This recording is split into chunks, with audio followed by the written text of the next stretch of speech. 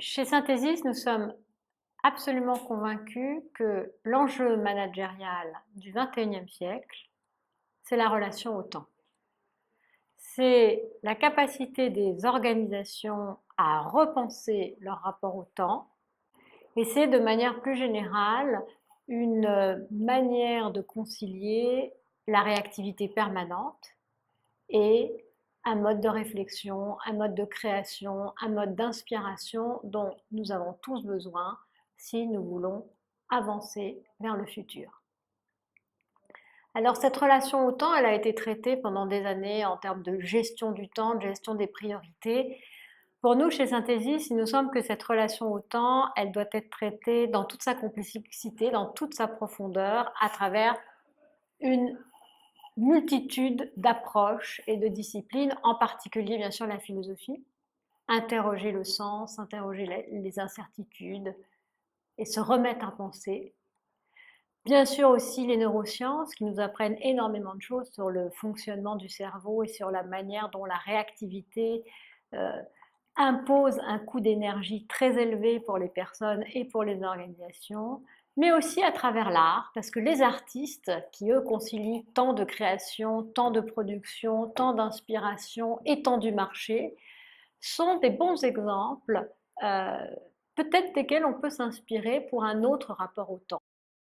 Dans un monde où on n'arrête pas de se dire que les choses s'accélèrent, il convient d'essayer d'adopter une autre posture par rapport au temps.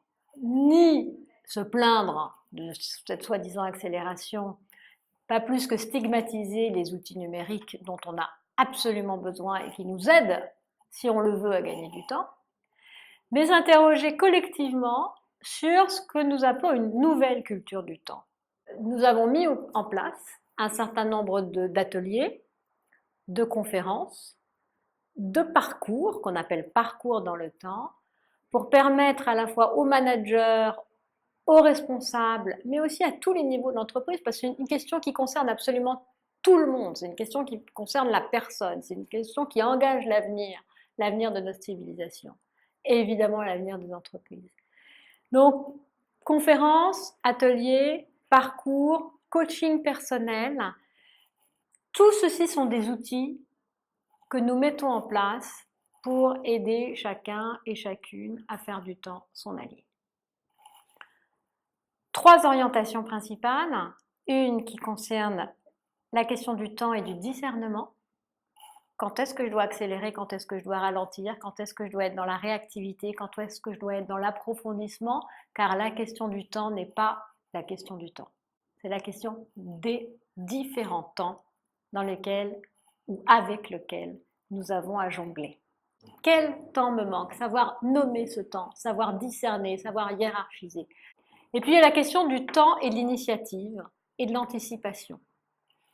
Comment reprendre la main dans le temps, comment faire des propositions, comment inventer l'avenir, comment rebouger positivement alors qu'on se sent pris de plus en plus dans une course et dans un enchaînement de causes et d'effets.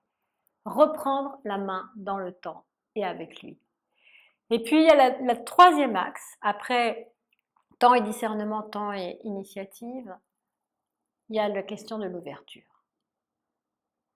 La différence entre les managers au XXIe siècle se jouera sur leur capacité à s'ouvrir, à ne pas appliquer des compétences, des recettes, mais à s'impliquer dans une manière, dans un mode d'être qui est un mode de dialogue, d'ouverture et de compréhension du monde. Alors moi qui vis en Chine depuis plus de 10 ans, je peux vous assurer que la relation du temps et la relation au temps des Chinois m'a appris beaucoup de choses. Et en particulier, c'est peut-être même en partie ça qui a suscité cette réflexion chez Synthesis. Et cette ouverture au temps chinois a été pour moi vraiment l'occasion de faire du temps un allié. Merci.